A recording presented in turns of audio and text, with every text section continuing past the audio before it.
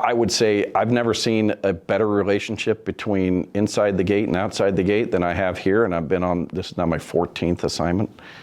So I would say the future is incredibly bright for the Mahoning Valley and the partnership with the 910th.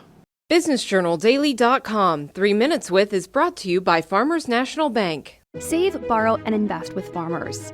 Take heart knowing you're helping create a strong community. Mind your money at Farmers. Talk directly to local decision makers about your loans, investments, and insurance. Farmers, fiercely local, fiercely loyal. There's 3 different components to the United States Air Force. There's the regular Air Force, there's the Air National Guard, and then there's the Air Force Reserve.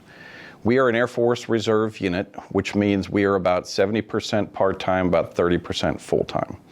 So that 70% is drawn from well over 15 to 20 states, mainly in the Northeast region, mainly from Ohio and Western Pennsylvania. But you know, that 70% of the part-time force are, you know, living in the community, working workaday jobs, and they do their, you know, patriotic duty. It's a lot more than 1 week in a month, 2 weeks a year. But so, and then the rest of the 30% are full-timers in various different statuses, whether civilian, active Guard and Reserve, or what we call Air Reserve technicians. So basically the full-time force. So we keep the lights on, we get them ready for training, we provide the continuity for the part-time force. I joined in the reserves, Air Force Reserves, over 20 years ago. So I just hit my 20th year of being in Air Force Reserve. So I get the best of both worlds. I work at the 911th Pittsburgh Air Reserve Station as a first sergeant. And then I work here on my day-to-day as a civilian personnel officer. So I have 4 employees under me. We manage, like I said, all the human resource on base, which deals with employee benefits. It deals with any issues with supervisors and employees, getting the information out, onboarding employees, and things in that nature. What inspired you to join the reserves?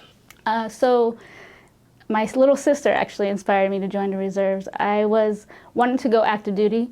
I'm from Warren, Ohio, so I graduated from Warren G. Harding, so I'm from the area. And I was a single mom, so I could not go active duty. So I ended up joining the reserves, and it's been so great for me and my family. I love it here. And what kind of training did the reserves give you and so forth to prepare you for this job, I guess? So my job when I joined the reserves was personnel, which in the civilian side would be human resource. And I ended up getting my degree from the Community College of the Air Force, which helped me, getting that opportunity to be in the reserves and serve, and also get the credits with my college credits combined, helped me get the degree. We do aerial delivery. Not every aerial port in AFRC has that. And so we provide ops next door. We provide them with the training loads that they need for their airdrops so they can remain current when it's time for them to go do real world missions. So we rig the parachutes and upload them to the aircraft, and then when they drop them, we go and recover them. After 9/11, I enlisted in active duty.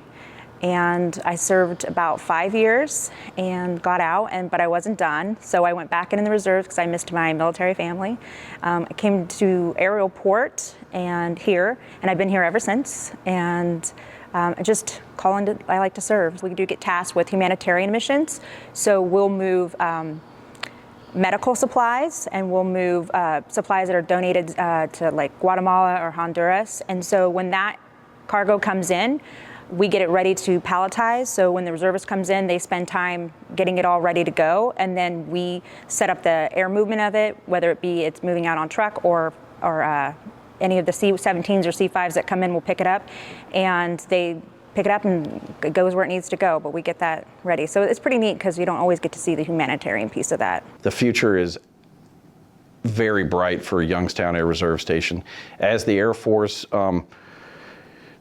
is reorganizing how we do business. The wing construct is changing, which is only going to be a benefit to Youngstown Air Reserve Station. The fact that we got the new airplanes, the fact that we have incredible community support. one of the things that the Air Force looks at when they give new aircraft, because I was knee deep in it, is community support. Does the does the community have the education and licensing agreements with the if we put more airmen there, does that spouse who has a nursing license, how easy it for them to transfer over? Those are those little things that the community has done more than any other community I've ever been a part of. And so I would say I've never seen a better relationship between inside the gate and outside the gate than I have here, and I've been on, this is now my 14th assignment. So I would say the future is incredibly bright for the Mahoning Valley and the partnership with the 910th. BusinessJournalDaily.com 3 Minutes With is brought to you by Farmers National Bank. Save, borrow, and invest with Farmers. Take heart knowing you're helping create a strong community. Mind your money at Farmers. Talk directly to local decision makers about your loans, investments, and insurance. Farmers, fiercely local, fiercely loyal.